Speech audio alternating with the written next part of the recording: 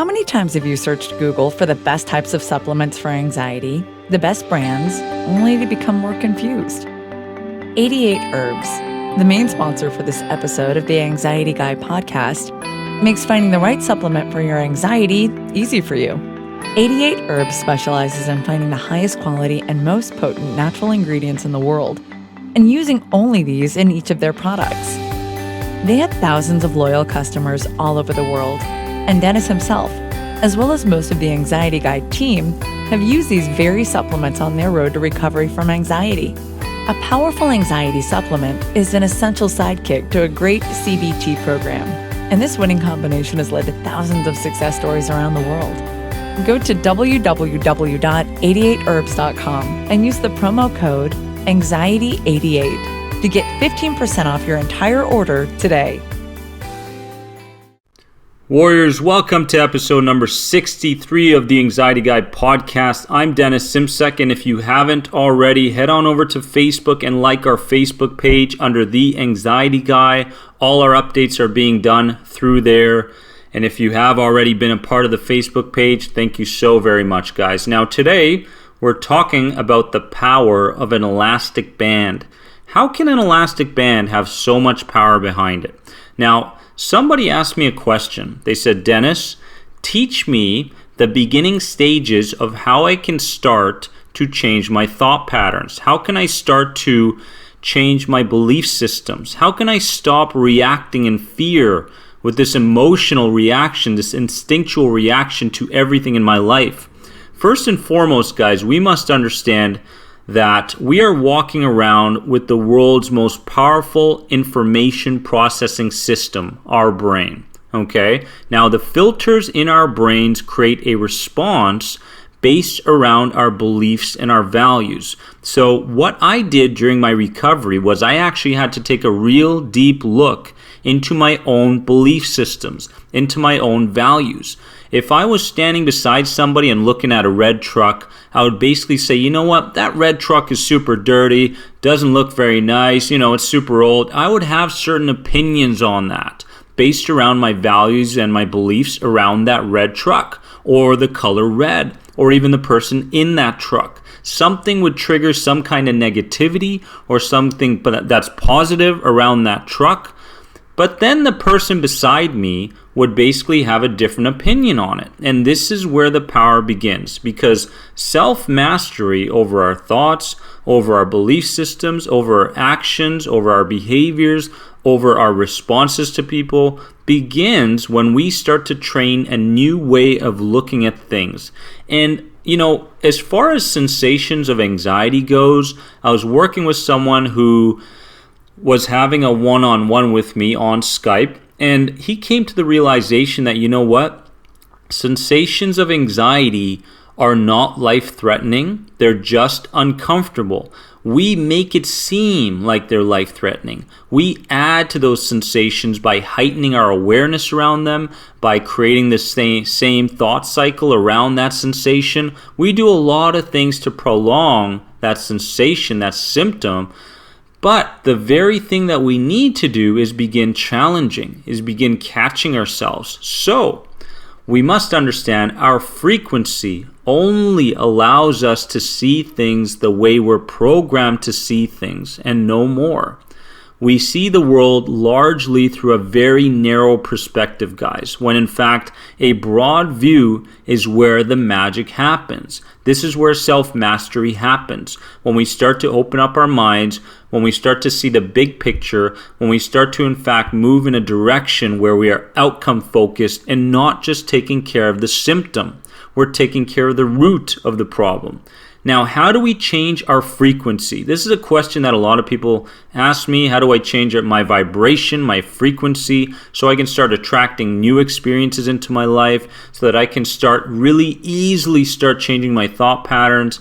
It basically runs through your thoughts, your words, and your actions, guys. But everything begins with consciousness, mindful living and consciousness. And that is where the elastic band technique comes into play. Now, what I want you to do is to grab an elastic band, put it on your wrist, and keep it on there throughout the entire day. Now, In a video on YouTube that has already came out, I talk about the default mode network.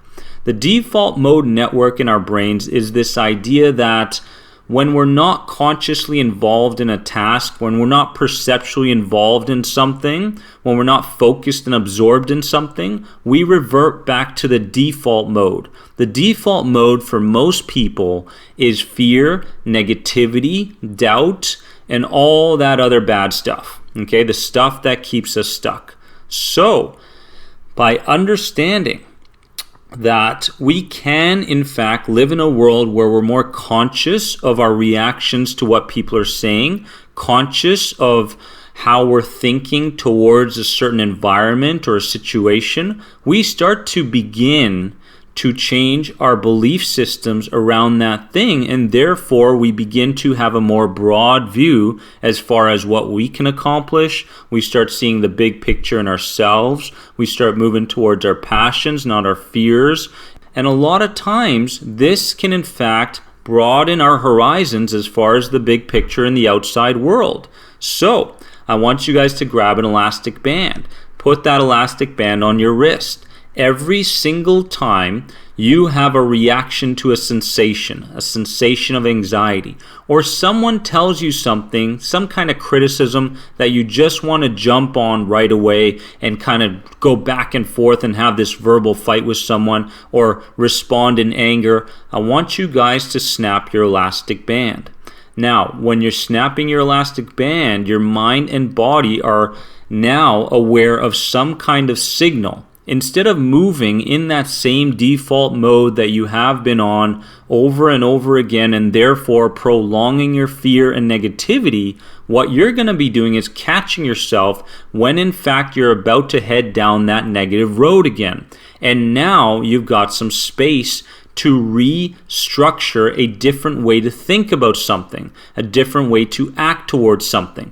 So you snap the elastic band, therefore catching it, therefore breaking the pattern of that default mode network.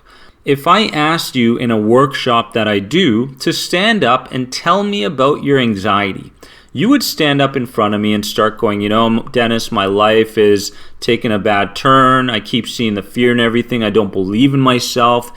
And at the peak of that experience, when I'm looking at your physiology, when I'm hearing your words, when I can truly tell that you are not feeling it, you are not moving in your direction of your true voice at all, I would splash a glass of water in your face and therefore breaking your pattern.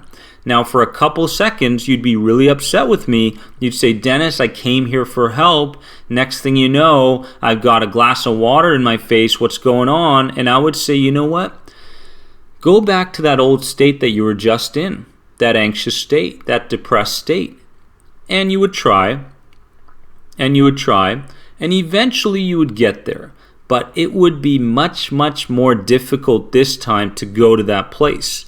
When we get the urge to Google a symptom of anxiety, okay, to kind of worry, what is this? What kind of feeling is this? What could it be? The first thing we can do is break that pattern. We can snap our elastic band, and we can in fact go in the shower and take a cold shower. So every time you get the urge to do an anxious behavior, you can in fact change that and you can replace that with a different behavior.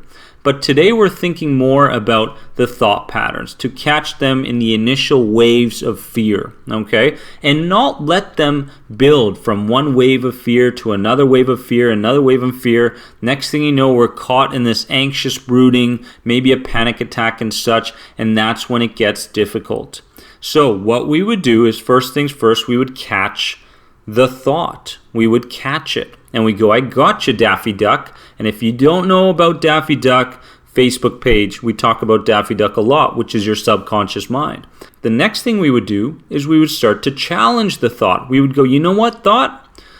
Yes, I kind of see the fear, I see the negativity, but I also see the positivity. I see the optimism. I see the other side of things. I see the evidence-based positive thought behind this environment, this situation that I'm in, okay? So we would catch, we would challenge, and then we would try to replace that with something different, okay? Now, what this is doing is it's restructuring your whole belief system, guys. But the problem is people think that thinking is in fact time consuming, is in fact going to take too much effort, is in fact something that they have never done, therefore they'll never be good at it. Thinking, living consciously and mindfully, is what the top performers in the world are so dedicated to doing on a daily basis. Overcoming anxiety is no accident. Overcoming anxiety takes time, takes commitment, takes effort, takes the willingness to step out of your comfort zone on a daily basis and do things that are in fact going to keep you uncomfortable for the time being as you start reaching your goals and as you start creating those small wins in your life. So, catch, challenge, replace. Again, catch the thought, challenge the thought, see how much evidence there is behind this anxious thought, then replace the thought with something different. Now, after you've replaced the thought, what you want to do is turn your attention away from your internal world and into your outer world.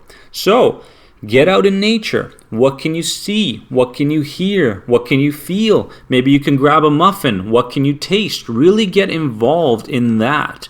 Now, you're going to find that you start disrespecting negative or fearful thoughts. You don't pay them much attention in the future because you've gone through this process again and again and again.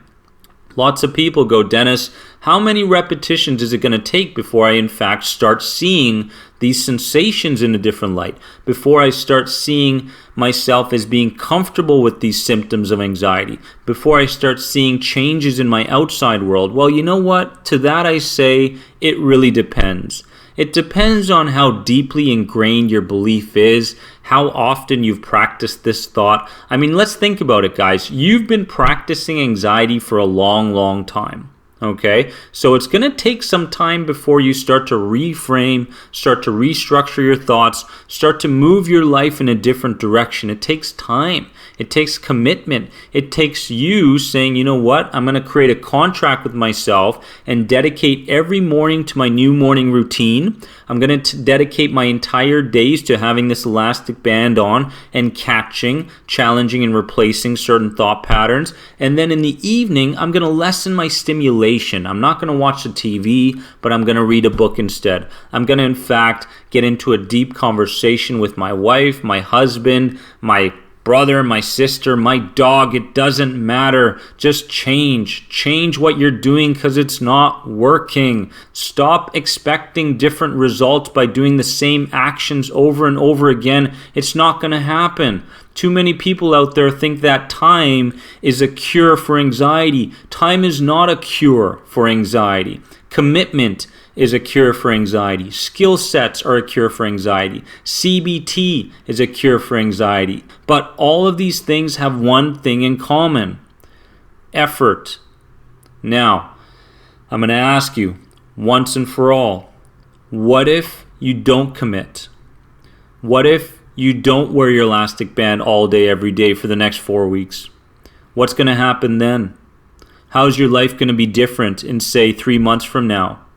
Is it going to be different? Is it going to be the same? Imagine you in the same position you are in today, 1 year's time from now. How painful would that be? What about 5 years? What about 10 years? What about your kids? How are you going to deal with your kids? I mean, imagine you changing your thought patterns, allowing yourself to make fun a priority in your life again. Guys, there's too much pain to staying where we are. We must attach pleasure to our future state. Whatever direction we want to go in our lives, we must understand that that is what we want. That is what we must commit to. We cannot be hanging around people that are continuously talking about their anxiety. We cannot be indulging in the same patterns and habits that we have gone through that have gotten us to this point. We have got to change things up. Go to your fridge. What kind of foods do you have in your fridge? Go to your cabinet. What kind of foods do you have in there? Are you eating foods that you're basically throwing into the microwave that have no nutritional value? How much sleep are you getting? Guys, this is not rocket science. This is not rocket science. This is conscious awareness. This is living mindfully. How mindful are you living? I'm asking you. How mindful are you living? Because if you're not living mindfully, do not expect change to happen. So, go get a jar of elastic bands. Start catching your thoughts. Start challenging your thoughts. Start replacing your thoughts. Then start focusing on the outside world. This 4-step process, guys, is going to get you guys to where you want to go, is going to get you to start seeing things differently and start learning more about yourself, which is the key. Let's do this. You guys are more than anxiety. I love each and every one of you. If you have any questions on the End the Anxiety program at anxietyexit.com, let me know. I will answer all your questions, guys. Until then, I'll see you in the next podcast episode.